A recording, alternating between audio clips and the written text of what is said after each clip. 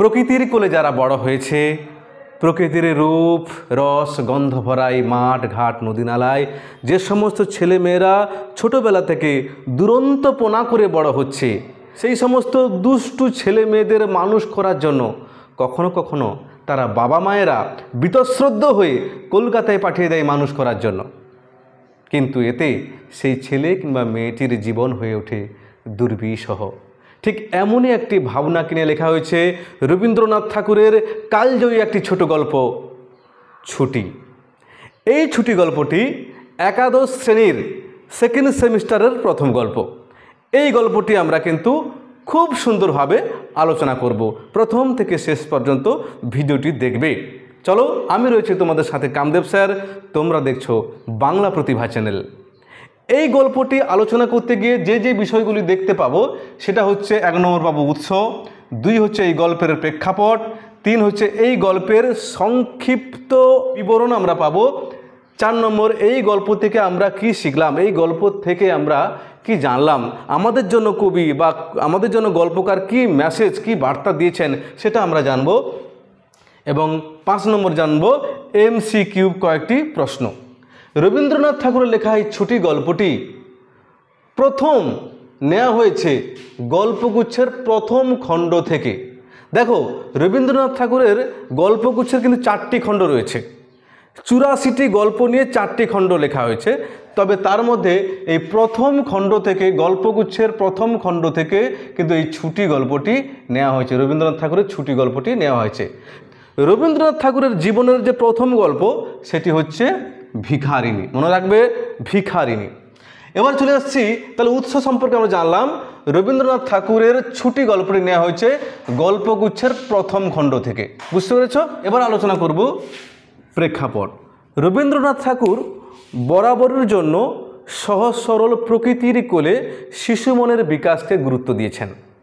তার শিক্ষা ব্যবস্থা, তার শিক্ষা পরিকল্পনা এই নীতির উপর প্রতিষ্ঠিত, অর্থাৎ তিনি 4 দেওয়ালের মাঝখানে কোনো শিশু মন বেড়ে উঠুক বা বিকাশ লাভ করুক এটা তিনি কিন্তু বিশ্বাস করতেন না। তিনি মনে করতেন 4 দেওয়ালে অর্থাৎ স্কুলের বাধা ধরা গণ্ডির বাইরেও যে প্রকৃতির এত খোলা মেলা প্রকৃতির পরিবেশ যে রয়েছে, এই পরিবেশের মধ্যে শিশু মন কিন্তু যথেষ্টভাবে বিকশিত হয় এবং বিকাশ লাভ করে। ঠিক এমনই ভাবনার উপর কিন্তু তার এই ছুটি গল্পটি লেখা হয়েছে, বুঝতে পেরেছ? এমনই একটা প্রেক্ষাপটের উপর দাঁড়িয়ে ছুটি গল্পটি রবীন্দ্রনাথ ঠাকুর লিখেছেন। এবার চলে যাচ্ছি বিষয়টি আর কিছু নয়, গ্রামের একটি দুরন্ত দুষ্টু ছেলে, নাম তার ফটিক চক্রবর্তী। তার একটা ছোট ভাই রয়েছে, নাম মাখনলাল চক্রবর্তী। এখন বাড়ির বাইরে নদীর ধারে মাঠে ঘাটে প্রচণ্ড দুরন্তপনা করে বেড়াতো। পাড়ার যে সমস্ত 5-7টা 10টা বাচ্চা ছিল তাদের সাথেও কিন্তু দুরন্তপনা করতো, তাদের সাথে খেলতো। পাড়ার বাচ্চারা যেমন দুরন্তপনা করে, এই দুরন্তপনায়, এই দুষ্টু বুদ্ধিতে অতিষ্ঠ হয়ে ফটিকচন্দ্রের মা খুব সবসময় শঙ্কিত হতো, ভয়ে ভীত হতো এবং সবসময় যেন একটা ভাবতো তার ছোটো ভাইকে কখনো হয়তো মারধর করে, কখনো হয়তো পাড়ার লোকের সাথে বা পাড়ার ছেলের সাথে মারধর করে। এই ভয়ে ফটিকের মা ফটিককে কিন্তু কলকাতায় পাঠিয়ে দেয় মানুষ করার জন্য। কার বাড়িতে? না, তার দাদার বাড়িতে, অর্থাৎ মামার বাড়িতে পাঠিয়ে দেয় ফটিককে মানুষ করার জন্য। ফটিক কিন্তু প্রথমে খুব আনন্দের সাথে কিন্তু তার মামার সাথে চলে যায় কলকাতায় পড়াশোনা করবে বলে। কিন্তু যখন কলকাতায় যায় তখন তার প্রথম পরিচিত হয় তার মামির সাথে। মামা তো নিয়ে গেল কাকে? ফটিককে। কিন্তু সেখানে প্রথমে ফটিকের সাথে পরিচয় হয় তার মামির। মামি যে এই বিষয়টি বিশেষ যে একটা আনন্দ হয়েছিল মনে মনে তা নয় কিন্তু, কারণ মামির ইতিমধ্যে কিন্তু 3টি ছেলে ছিল। সেই 3টি ছেলেকে নিয়ে একটা বিভিন্ন রকম একটা অস্বস্তির মধ্যে, মানে খিটিচিমটির মধ্য দিয়ে কিন্তু তারা কিন্তু সংসার পেতেছিল। মোটামুটি 3টে সংসার, 3টি ছেলে এবং এদের স্বামী স্ত্রী, মামা এবং মামি।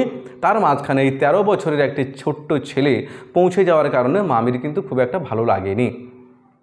তো ফটিক তো স্কুলে যাওয়ার পর এমন কিন্তু সেই একটা বাধা ধরা একটা, মানে শহরের যে একটা বাধা ধরা একটা পরিবেশ, সেই পরিবেশ কিন্তু ফটিকের কিন্তু ভালো লাগেনি।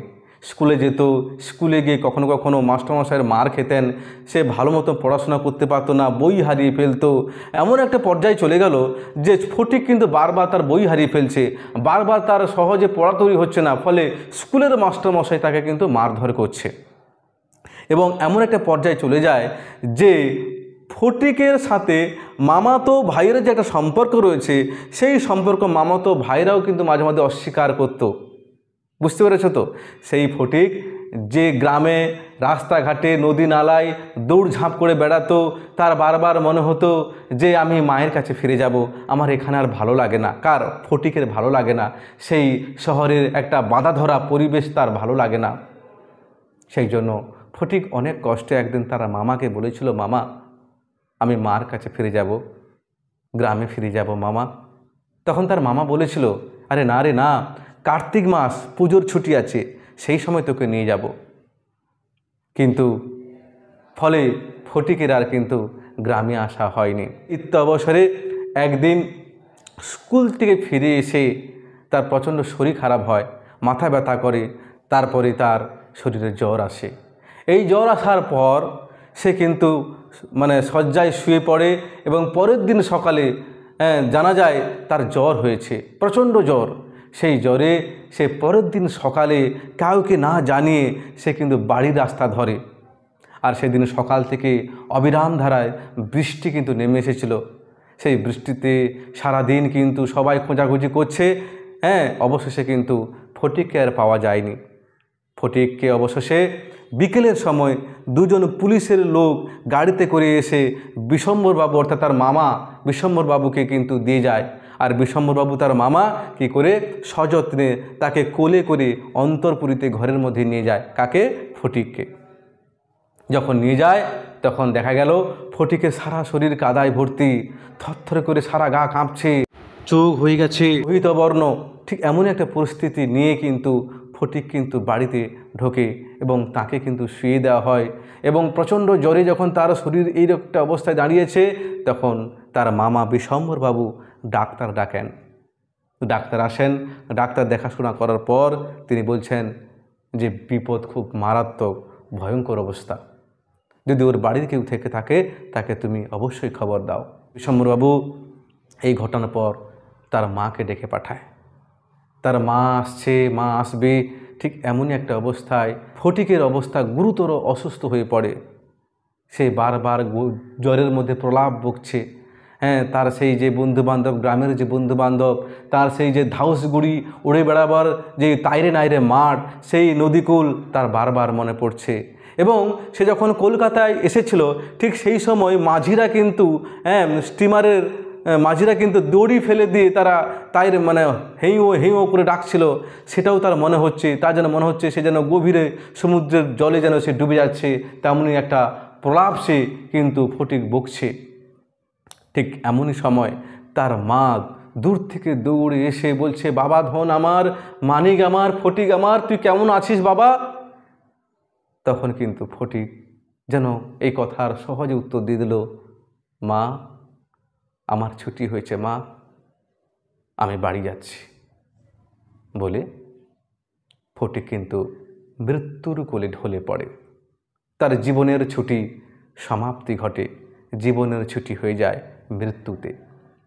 ঠিক এমনই একটা বিষয় আমাদের গল্পের বিষয়। এই গল্প থেকে আমরা কি শিখলাম? এই গল্প থেকে আমরা কি শিখলাম?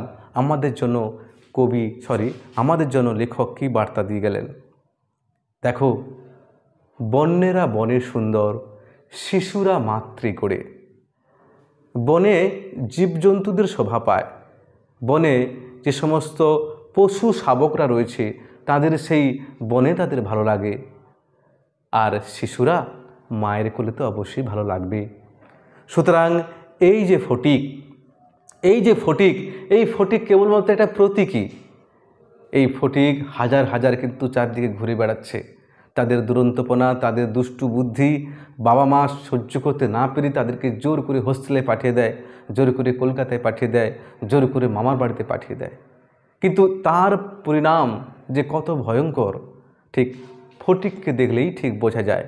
অর্থাৎ এখানে কিন্তু মা বনাম মামি আর গ্রাম বনাম শহরের কথা বলা হয়েছে। যে মায়ের কাছে বড় হয়েছে তার মামি তো ভালো লাগবে না, যার গ্রামে যার বড় হওয়া বা যা বড় হয়েছে যে তার শহর তো তাদের দুর্বিষহ হয়ে উঠবে। ঠিক এমনই একটি ভাবনা কিন্তু এই গল্পে রয়েছে।